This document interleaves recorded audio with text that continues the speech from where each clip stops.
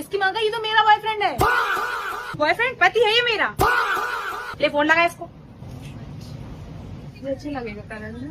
वो खड़ा है साला चिल्ला तीसरी के साथ। ये 16 सोमवार के सड़े हुए फल। साले 2 गर्लफ्रेंड 1 बीवी। अमन थोड़ी सी तो शर्म कर ले। अमन पर इसका नाम तो अभिषेक है। अमन अभिषेक पर इनका नाम तो आकाश है। अरे देवियों, इस संसार में एक ही शकल के 7 लोग होते हैं। साले चूतिए इसी शहर में आ गए 3। इसकी ऐसी जगह पे तिल है जो सिर्फ मैंने देखा है। अभी दूध का दूध और तिल का तिल हो जाएगा। हाँ मैंने भी देखा है। चल मैंने मेरे बेबी को बचपन से देखा है। जहाँ तुम दोनों बोल रही हो ना वहाँ कोई तिल है ही नहीं। समझ रहे हो? ए जी आप यहाँ। और ये पराई औरत कौन है? अब ये कौन है?